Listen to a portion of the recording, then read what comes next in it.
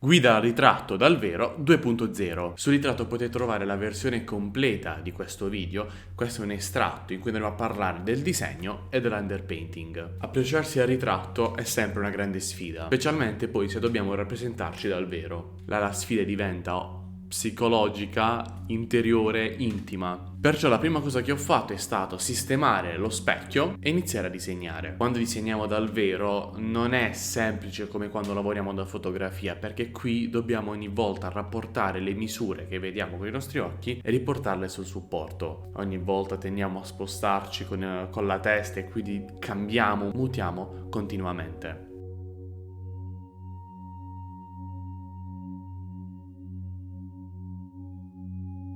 Il disegno è importantissimo perché già dal disegno andremo a impostare quelle che saranno le luci e le ombre del nostro dipinto.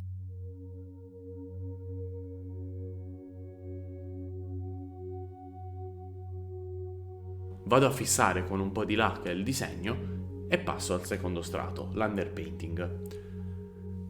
Per differenziarmi un po' dall'altra guida ritratto in cui utilizzavo una base con della terra di Siena, questa volta vado a mischiare del verde pigmento, un pigmento da ferramenta, con del giallo ocra per creare un verde oliva. Spostiamoci al tavolo e andiamo a fare una base verdaccio. Quindi mischio i due pigmenti e ottengo un verde oliva. Perciò incomincio a stendere il colore.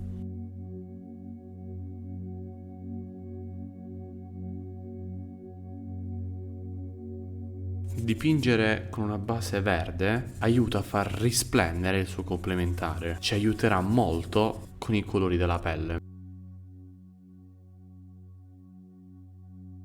Non uso solventi o diluenti, nemmeno oli per allungare il colore, ma lo lascio così grasso com'è, perché voglio creare uno strato comunque di pittura, ma che non sia eccessivamente spesso, perché comunque adesso andremo a togliere, ma che vada a rendere la superficie più liscia. Se voi avete già provato lo strato di olio come faccio io, insomma, come vi ho fatto vedere negli altri video, sicuramente avrete notato la differenza del colore sulla tavola. Con una spugnetta cerco di stendere un po' il colore, evitando di lasciare pennellate fastidiose o comunque roba che non ci piace, perché potremmo anche considerare di lasciare questo come sfondo, cioè a me piace molto come verde. Adesso potremmo utilizzare una pezza, un fazzoletto, qualsiasi cosa. Io parto con un cotton fioc, anche perché ho bisogno, anzi vado pure a rimuovere un altro po' di colore utilizzando un pennello più morbido. Ho bisogno di essere preciso il più possibile. Dipingere dal vero è molto più impegnativo, perché noi attraverso la fotografia è come se già avessimo tutto quanto elaborato. Così invece dobbiamo elaborare l'immagine che abbiamo di fronte nello specchio e riportarla qui. Quindi dobbiamo analizzare tutte le masse e i volumi. È molto più complicato, ma non è un problema.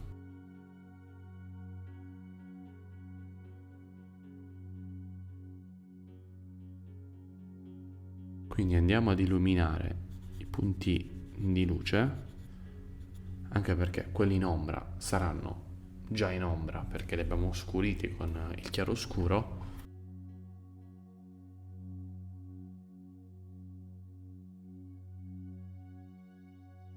Diciamo che questo è un momento molto delicato, perché qui definiamo i volumi del nostro viso. Utilizzare un cotton fioc ti aiuta, modulando la pressione, a togliere meno o più. Per questo riusciamo a creare delle variazioni di tono.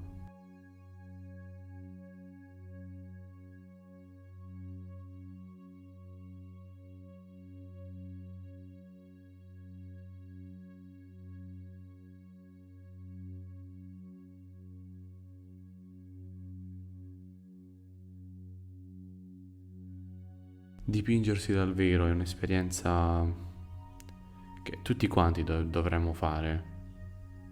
Per me è anche meditazione questa, cioè in questo caso vabbè sto anche parlando alla videocamera, ma comunque non c'è nessuno nella stanza e quindi è un modo per me per ritrovarmi, per riconoscermi.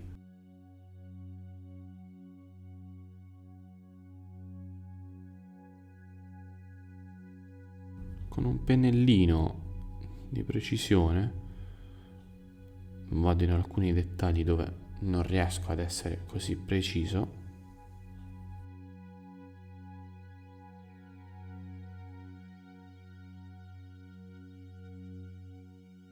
Per il momento possiamo fermarci, perciò ci ritorniamo non appena asciutto. Terminato l'underpainting, lasciamolo asciugare, ci vorranno 2-3 giorni, dipende un po' da diversi fattori. Ritorneremo con la seconda parte. Se questo video ti è stato d'aiuto ti chiedo di lasciare un mi piace o un commento per condividere la tua opinione e di iscriverti al canale per allargare questa compagnia d'arte che stiamo costruendo qui su YouTube. Grazie se avete visto tutto il video e arrivederci.